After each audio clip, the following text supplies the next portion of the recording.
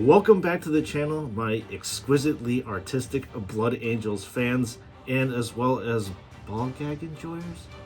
Anyways, this is Spruce and Studs, and we have another drop of a highly anticipated action figure, or at least for me, by the name of Lemartes. As this Death Company Chaplain does not need any more introductions, let's get to the review. There is absolutely no inhibition of motion, which can be found on this action figure, which is fantastic because we never want to have the action taken out of our, well, action figures. I'm really not going to bother with the articulation because it follows the same of any V3 or V4 regular intercessors that I've reviewed in the past. What I am going to point out, however, is that JoyToy seems to be oscillating back and forth between the body style of the Space Marine 2 version 4 action figures, which can be found on the Skull Captain, the Red Captain, the Sanguinary Priest, as well as the Sanguinary Guard, and the regular Warhammer 40K version 3 action figures. So while this pauldron is definitely a version 4, this body style back here is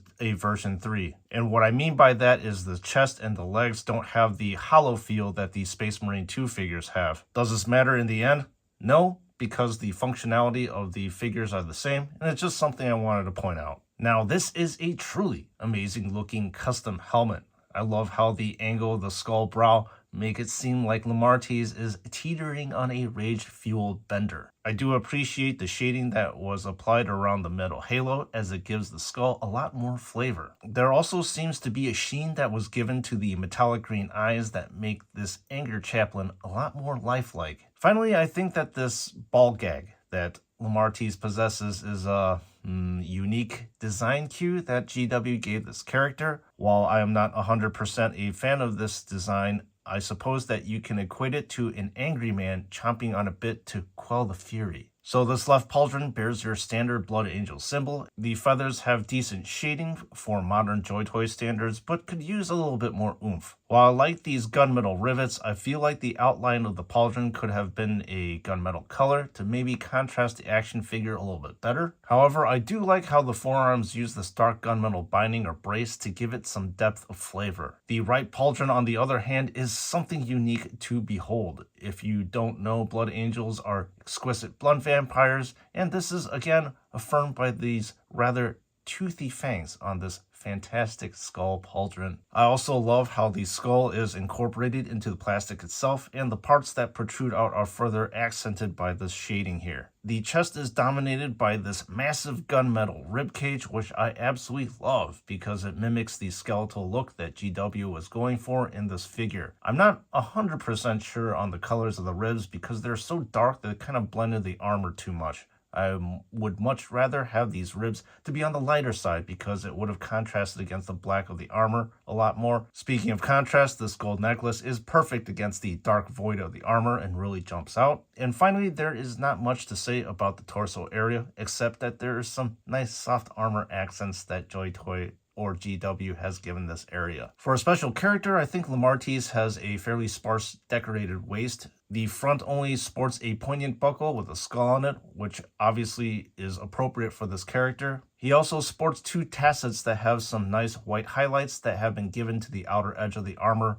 which I am a big fan to give this void armor some character. Then around back, he's got some frag and crack grenades, along with this magazine for his Absolver pistol. One thing I wanted to point out is the color of the frag grenade. I initially thought it was supposed to be the same gunmetal color as this crack one over here, but apparently on the promo pictures, it is actually supposed to be black. Then moving down to the leg area, this is where the accent highlights on the armor really stand out, as there are no decorations on the upper thigh areas. The light white really jumps out, which I really appreciate. The kneecaps are quite interesting too, especially with the pure white Blood Angels symbol on the left knee. Then you've got this perfect combination of gold skull that is on top of a dark red background. Finally, GW does a great job of continuity because you see the same dark metal banding that you see on the forearms down at the shin area. I will also have to say that these red metallic blood tears pop out even more due to the darkness of the whole figure. One thing I appreciate about the back of Lemartes is I love how the rib cage wraps around the back, forming this interesting skeletal structure and a brace for this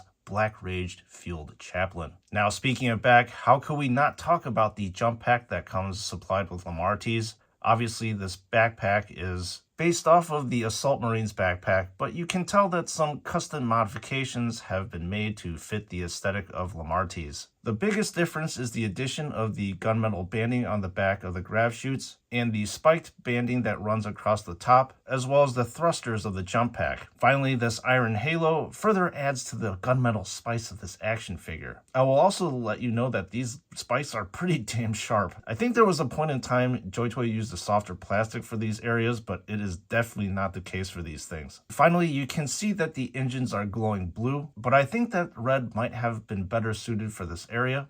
But then again, that's just my taste. I'll say this again because I have said this on other action figure reviews, but I love the shape and the aesthetic of this Absolver bolt pistol, and this one is no exception to that love. So of course with Lemartes Absolver, you have the general shape of the pistol, but the gold of the casing really jumps out against the darkness of the areas around it. Then I love how JoyToy weathered the back area with a good amount of dry brushing to give this a little bit of a more worn-in type of look. Ah yes, we have finally found a unique weapon that we have not yet seen JoyToy produce from the GW lineup in this Blood Crozius. Obviously, this Crozius is supposed to function like a mace or power maul, and you can clearly see this on the spikes that are on the wings, as well as the spike that is located on the middle of the skeleton chalice. I do love how there is beautiful Blood Angels iconography, especially with the lightly shaded wings and the blood drop that is in the middle of this skull smashing instrument. I do appreciate how the skull is incorporated in the chalice itself,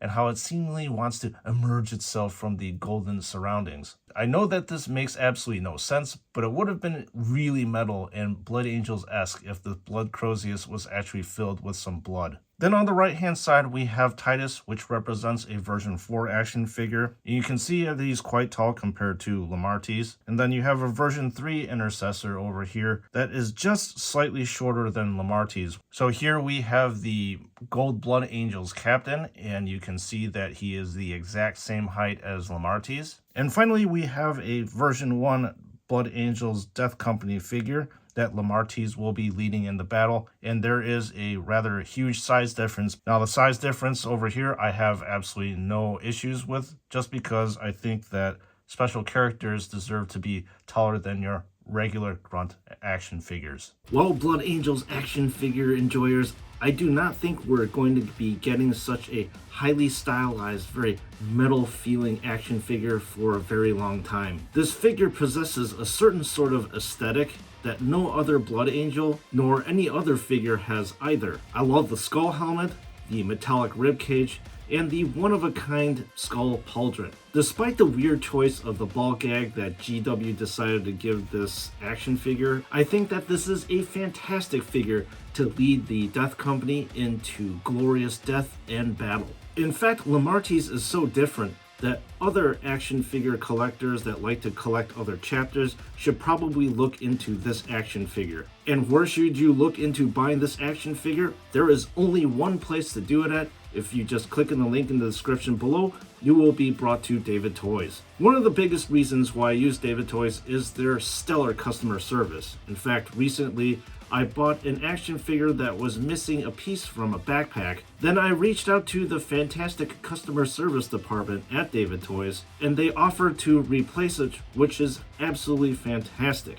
And this is the example of that stellar customer service that I keep droning on and on about. And before you check out, use my affiliate code SNS to receive 12% off of your purchase. Alright, members of the chapter, thank you so much for watching this action figure review video. As usual, your support is paramount, and I thank you all for it. So sadly, it appears that we have only the Sanguinor left for the Blood Angels to review. I was hoping to hear some news about Astaroth from either GW or JoyToy, that we would be getting his action figure sometime in the near future, but sadly that announcement has not come into fruition. And with that being said, I'll see you all in the next one.